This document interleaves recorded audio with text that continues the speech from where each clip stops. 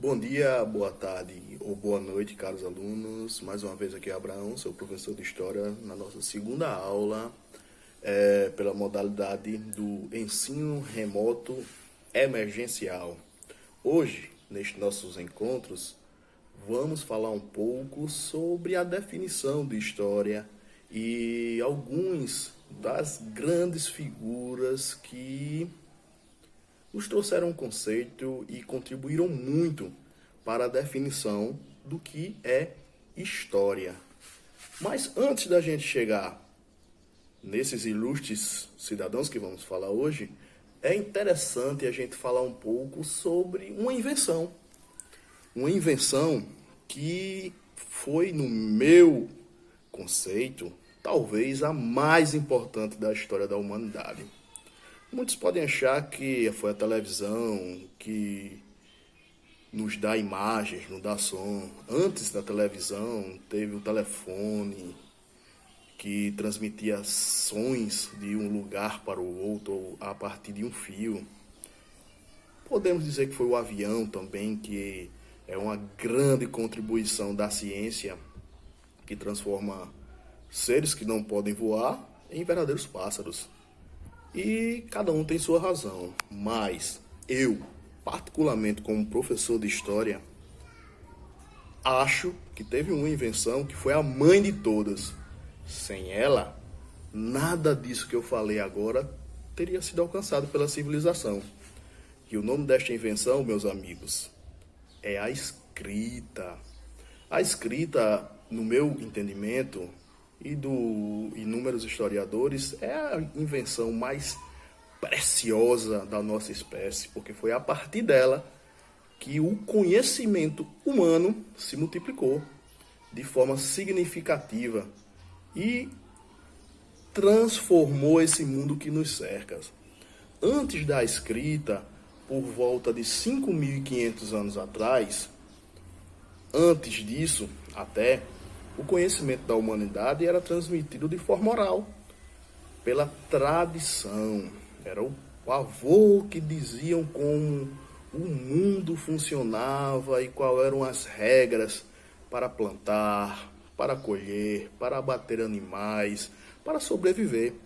E o pai fazia esse ensino para o seu neto, e assim as avós para as mães e as mães para as filhas.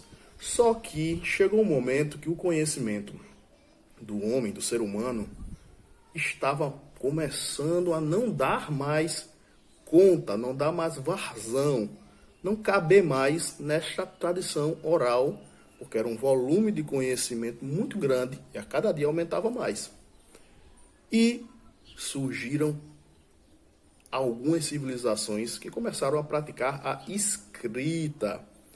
Versa-se em vários livros que foram os sumérios que trouxeram essa inovação para a humanidade.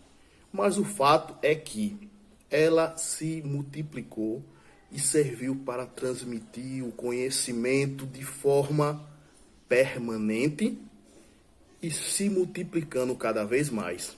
Por estes motivos, eu entendo que a escrita é a mãe de todas as invenções do homem. Sem ela, nada teria sido descoberto.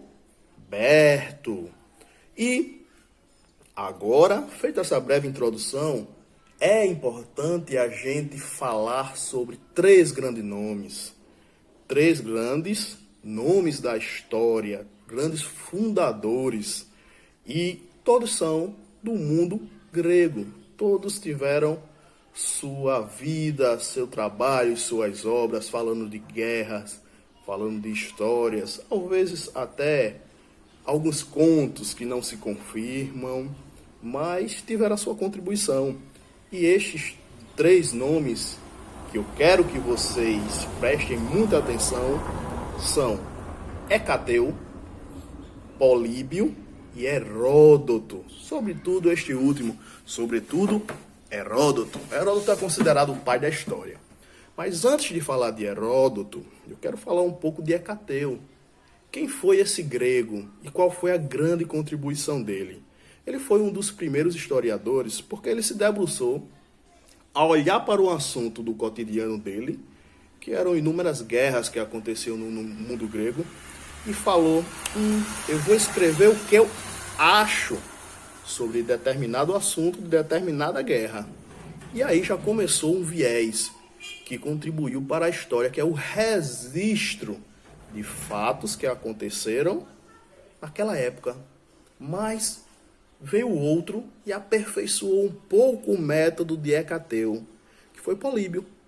Políbio chamou a baila, chamou a atenção e colocou na sua prática teórica um macete, uma dica que serve muito, inclusive, para os dias atuais, que é: eu vou falar sobre determinado assunto, mas eu tenho que esquecer o meu amor aos meus amigos e o meu ódio aos meus inimigos. Ou seja, ele está falando de uma imparcialidade que é muito difícil de encontrar desde a antiguidade até os dias atuais. Mas, para a ciência da história, a imparcialidade é uma das coisas mais caras, mais preciosas que nós podemos encontrar.